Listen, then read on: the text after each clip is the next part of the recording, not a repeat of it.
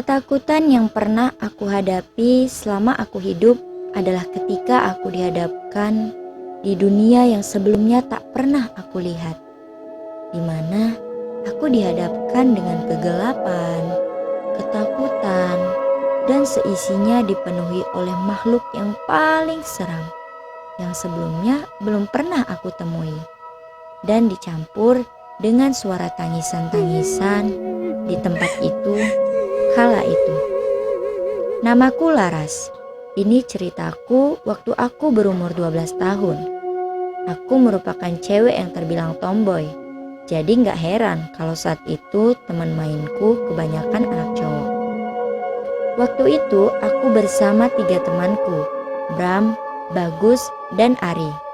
Kami berjalan-jalan di belakang rumah Pak Ahmad pada waktu itu. Lihat tuh mangganya Pak Ahmad. Kayaknya enak tuh, ucapku memulai keisengan yang biasa kami lakukan. Ih, Pak Ahmad galak tahu. Ntar kalau dipukul gimana? Selalu Bram si anak polos satu ini mencoba menjadi penghalang tindak kejahatan kami. Udahlah, Pak Ahmadnya lagi berak tuh di empang.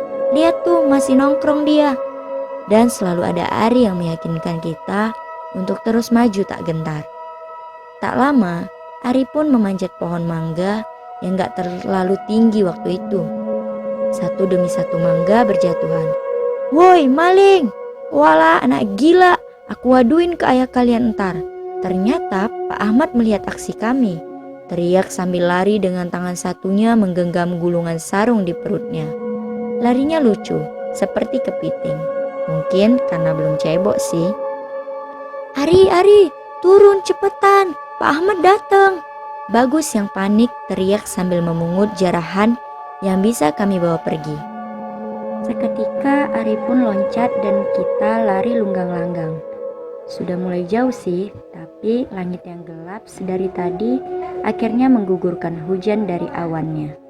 Karena bingung mau neduh di mana, akhirnya kami pun memutuskan neduh di teras belakang sebuah rumah kosong.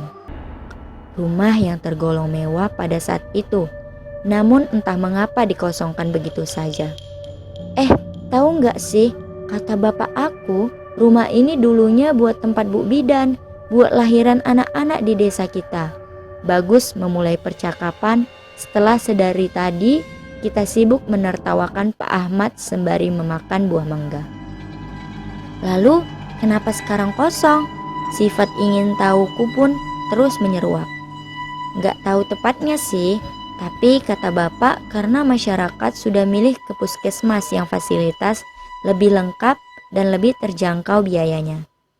Bapaknya Bagus ini kepala RT, jadi banyak info yang bisa kami dapat dari mulut embernya Bagus. Tapi kata ibu aku rumah ini berhantu, makanya dikosongkan. Ari, kamu jangan nakut-nakutin, ini hujan deras banget. Mana gelap lagi, kan aku takut. Alah Bram, kamu jadi cowok penakut banget sih. Ya inilah aku, suka ceplas-ceplos kalau ngomong.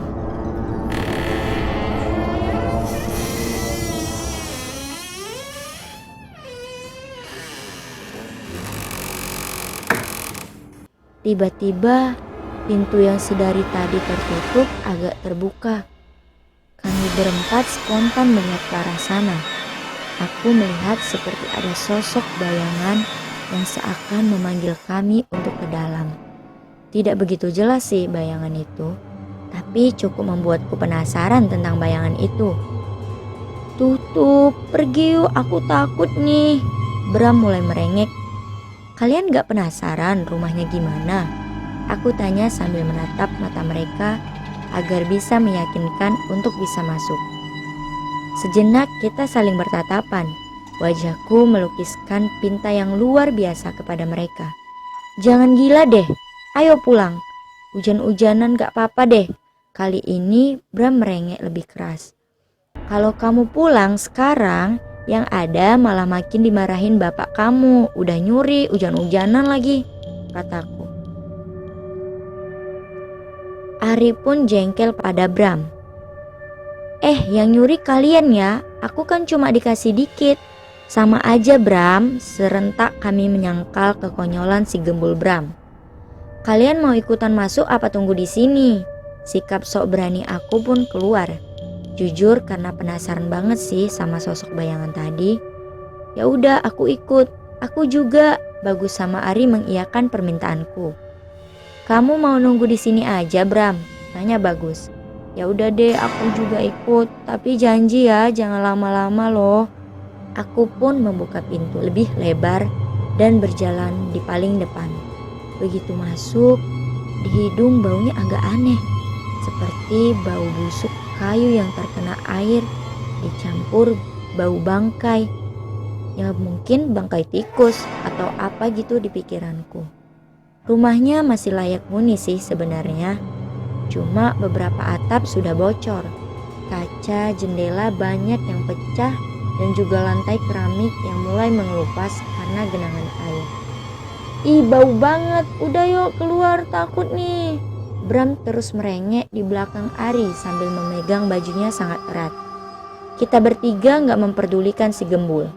Kami lebih penasaran dengan seisi rumah ini. Gak terlalu luas sih, sekitar 120 meter persegi. Tapi ada yang sangat menarik. Aku kembali melihat bayangan itu. Sekarang semakin agak jelas sih, tapi cepet banget mengarah ke salah satu kamar. Kalian lihat nggak ada sesuatu yang masuk ke kamar sebelah sana? Tanyaku pada mereka. Mereka nggak jawab. Cuma Ari yang menganggukkan kepalanya pertanda iya. Ih, ayo pergilah, aku takut. Sekarang rengekan Bram bercampur mata yang makin berkaca-kaca dan memerah. Bentar Bram, baru juga masuk. Bagus mencoba menenangkannya. Kami pun dengan langkah perlahan mulai membuka tirai pembatas kamar. Jadi kamar ini tidak memakai pintu, melainkan tirai.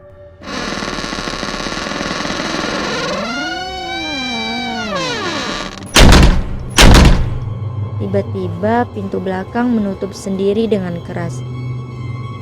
Kenapa? Ayo keluar. Bram semakin gemetaran. Itu angin Bram, lihat hujannya campur angin. Kembali aku menepis dengan pikiran realistis.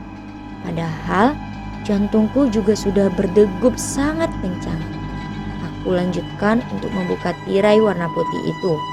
Saat kebuka, di sini baunya lebih anyir, lebih amis, seperti bau darah. Entah cuma aku saja yang mencium bau ini atau teman-temanku juga menciumnya. Aku tidak tahu, aku tidak bisa banyak bicara waktu itu.